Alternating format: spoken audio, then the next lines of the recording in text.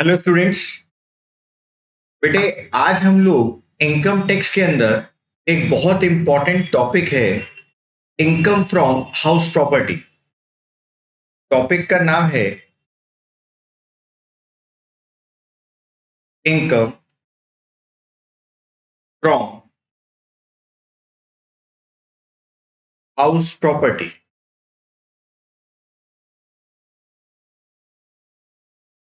Income from house property. मैं इसको आपको जल्दी से रिवाइज करवा रहा हूं।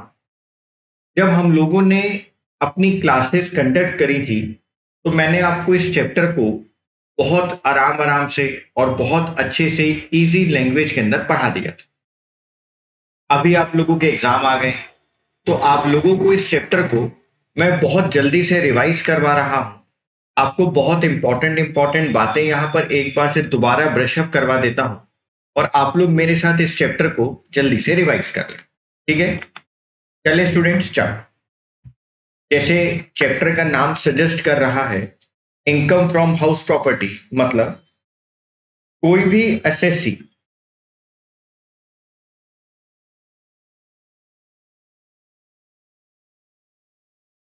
या कोई भी पर्सन,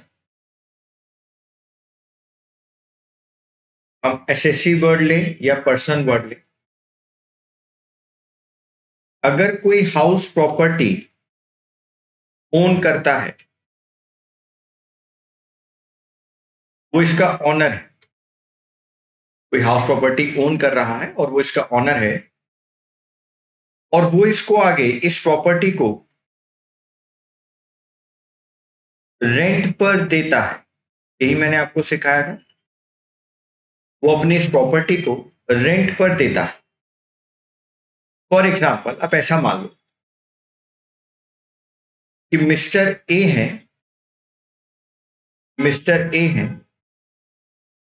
जिनके पास ये हाउस प्रॉपर्टी है, वो इसके ऑनर है। उन्होंने इस हाउस प्रॉपर्टी को 10,000 पर मंथ रेंट पर दे रखा है। 10,000 पर मंथ रेंट लेते हैं और इसको रेंट पर उन्होंने दिया हुआ है। यानी अगर हम देखें, मिस्टर ए अगर 10,000 रुपीज पर मंथ अर्न कर रहे हैं,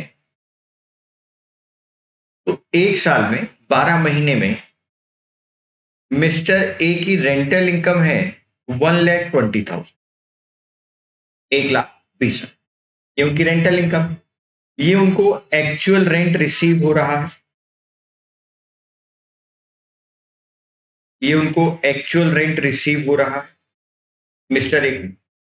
तो इनकम टैक्स एक्ट 1961 में, इनकम टैक्स एक्ट 1961 में बेटा एक अलग से हेड बनाया गया है जिसका नाम रखा गया इनकम फ्रॉम हाउस प्रॉपर्टी।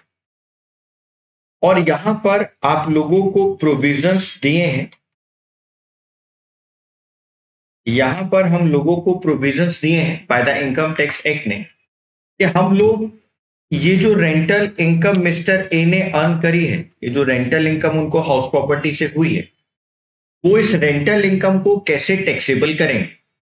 मतलब हम इस हाउस प्रॉपर्टी के इनकम को कैसे टैक्सेबल करेंगे, उसके प्रोविजंस आपको इस चैप्टर के अंदर पढ़ाए गए। क्लियर है बात?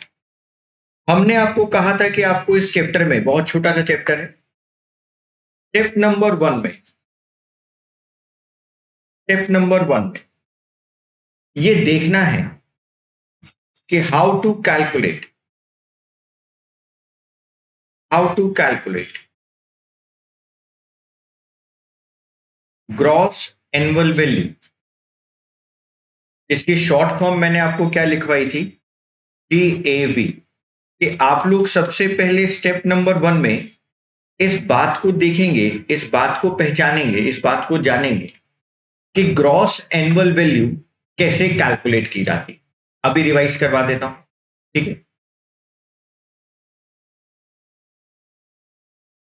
Income under the head income from house property,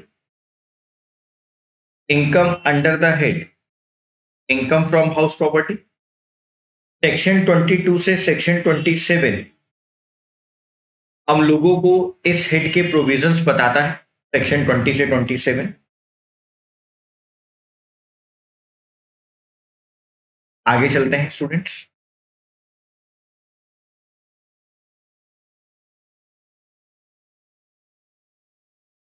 step number 1, how to calculate income from house property.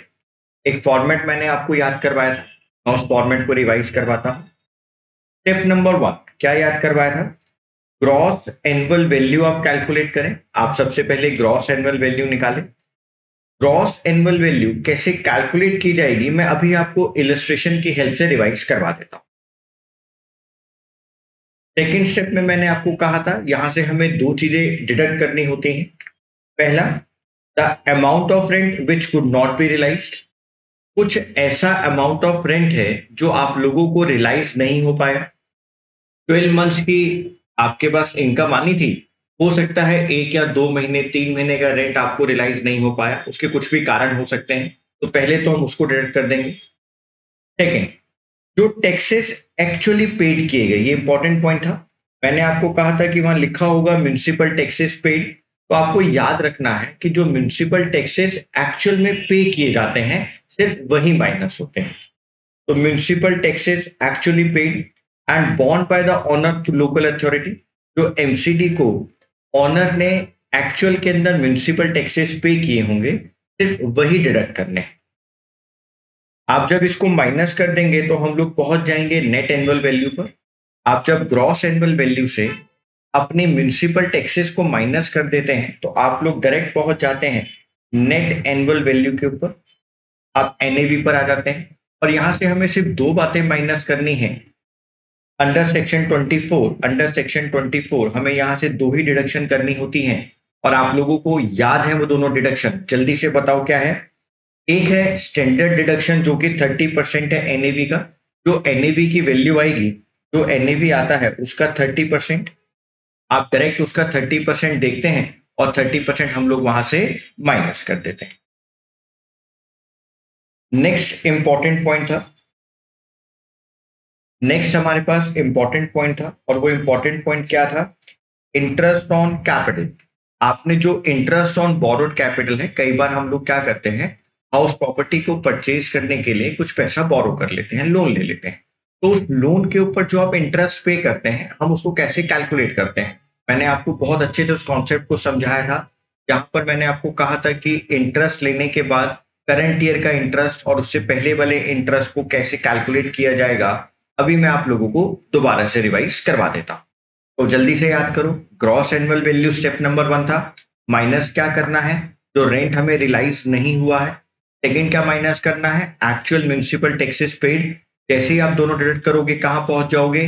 Net annual value पर। नेट एनुअल वैल्यू से क्या माइनस करना होता है? Standard deduction at the rate 30%। और सेकंड क्या होता है? Interest on borrowed capital. और आप कहां पहुंच जाते हैं जैसे ही आप माइनस करेंगे? आप सीधा कहां पहुंच जाएंगे स्टूडेंट्स? आप पहुंच जाएंगे अपनी टैक्सेबल इनकम पर जो हाउस प्रॉपर्टी में टैक्स की जाएगी। आप लोग यहां पर आ जाएंगे, income chargeable under the head income from house property. ये वो अमाउंट होगा जो आपको चार्ज करना। Is it clear? ठीक, ठीक है बेटा, स्टूडेंट्स को समझ में आया यहां तक? बस अब सीधा इलस्ट्रेशन पर चलते हैं। थ्योरी में आपको पहले पढ़ा चुका था।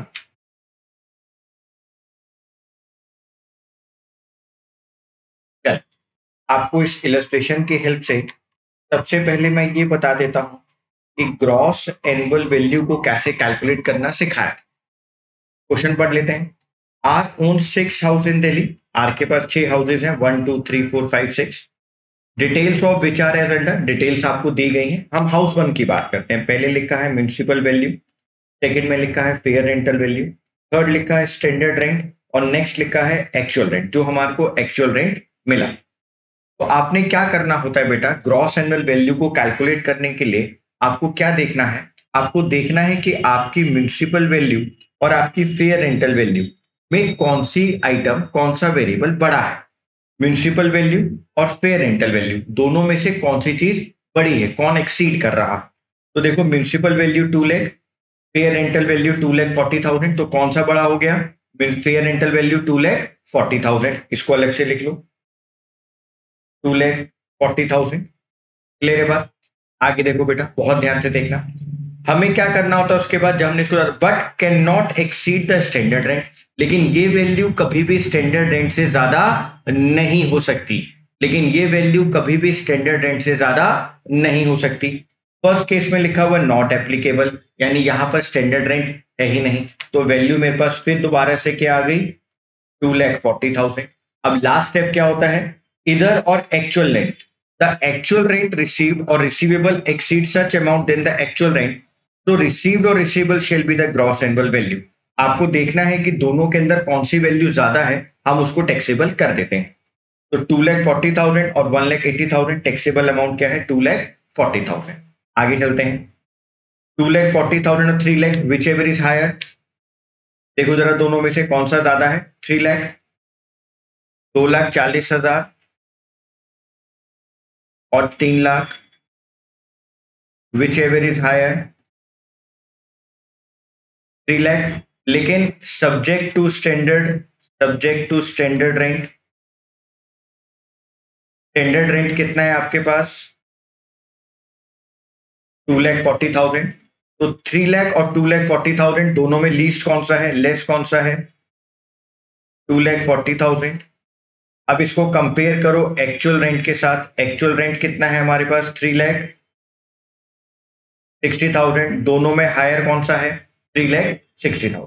तो जीएबी कितना आ गया, 3,60,000। तो मैंने आपको कैसे याद करवाया था, म्यूनिसिपल वैल्यू और fair rental value whichever is higher, जो वैल्यू आ जाएगी उसको स्टैंडर्ड रेंट से कंपेयर करो, दोनों में जो कम होगा वो ले लो, और उसके बाद उसको एक्चुअल रेंट से कंपेयर करो, दोनों में जो ज्यादा होगा वो आपके पास जीएबी होगा। दोबारा देख लेते हैं, 3,60,000 और 4 लाख कौन सा ज्यादा है, देखो जल्दी से देखो, 3,60,000 और 4 lakh, 4 lakh whichever is higher. अब 4 लाख और 5 लाख, 4 लाख और 5 lakh whichever is less, 4 lakh और 5 lakh whichever is less, 4 lakh. अब 4 लाख और 4,80,000 विच एवर इज हायर, 4,80,000। तो जीएबी की वैल्यू कितनी आ गई, 4,80,000। यहां तक आपको क्लियर है? दोबारा से देख लेते हैं, मैं लिखवा देता हूं आप लोगों को।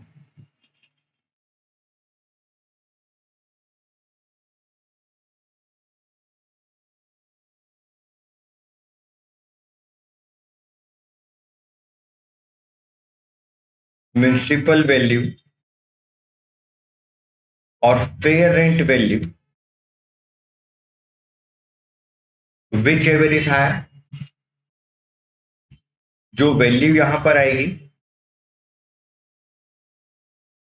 Subject to maximum standard rent, यानी इन दोनों में जो वैल्यू लेस होगी, अब जो वैल्यू यहां पर आ जाएगी आप उसको किससे कंपेयर करेंगे, एक्चुअल रेंट से। अब इन दोनों में जो वैल्यू हायर होगी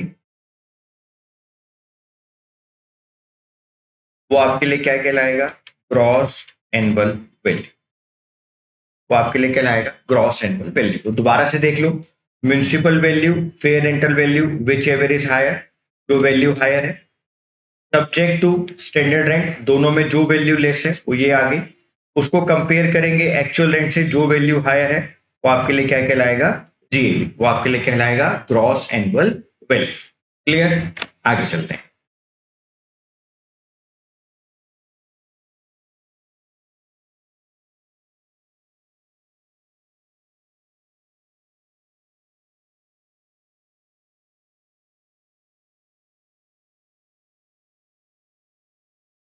जल्दी से देखें, इलस्ट्रेशन नंबर 5.3, म्यूनिसिपल वैल्यू है 90,000, फेयर रेंट है 1,40,000, स्टैंडर्ड रेंट है 1,20,000।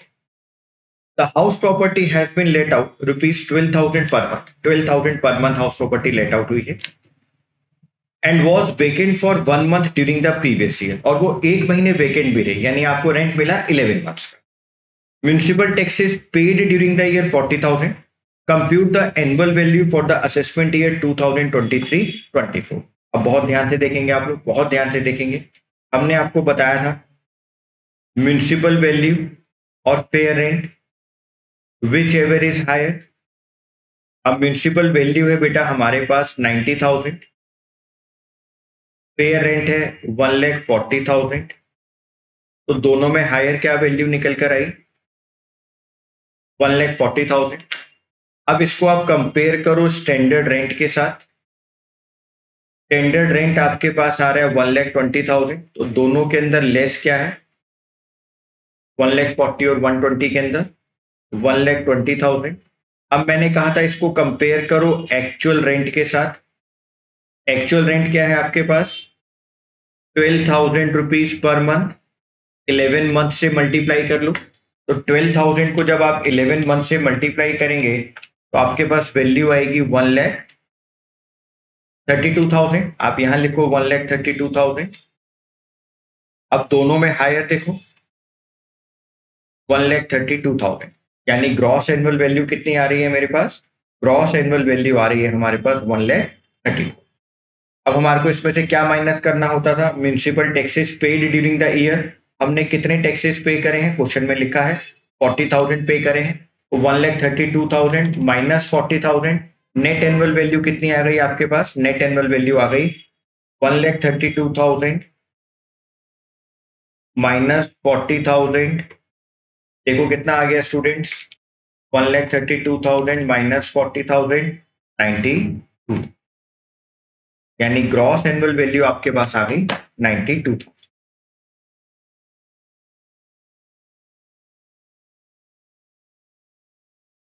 ये रही आपके पास 90। क्लियर, आगे चलते हैं।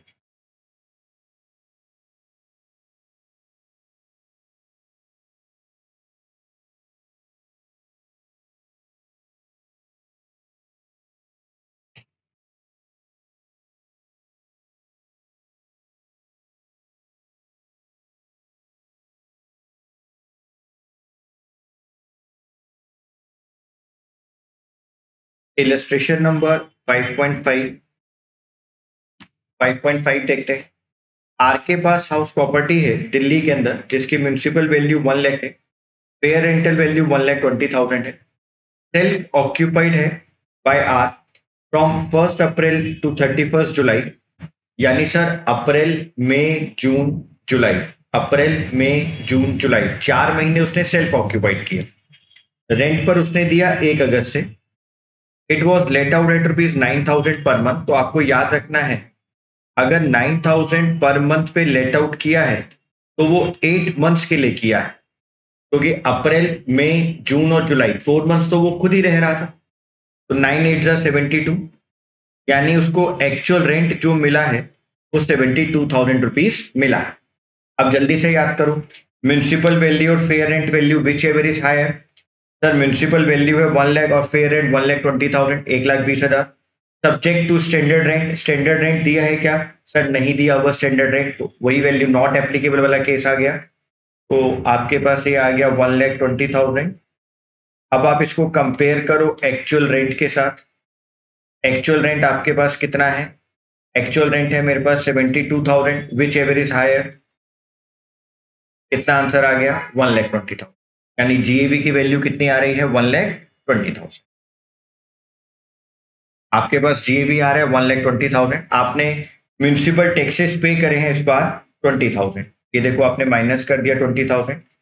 पेड वर्ड लिखा है यानी एक्चुअली पे किए गए, तो नेट एनुअल वैल्यू कितनी आ गई 1 लाख। तो आई होप कि आप लोगों को नेट एनुअल वैल्यू कैलकुलेट करना आ गया है। नेट एनुअल वैल्यू कैसे कैलकुलेट की जा रही है आपने उसको सीख लिया है। तो आज की वीडियो के अंदर हम लोगों को आपको ये रिवाइज करवाना था कि हाउस प्रॉपर्टी वाले हेड में नेट एनुअल वैल्यू कैसे कैलकुलेट की जाती है। क्लियर स्टूडेंट्स, इसके आगे की बातें नेक्स्ट वीडियो में करेंगे। Bye students.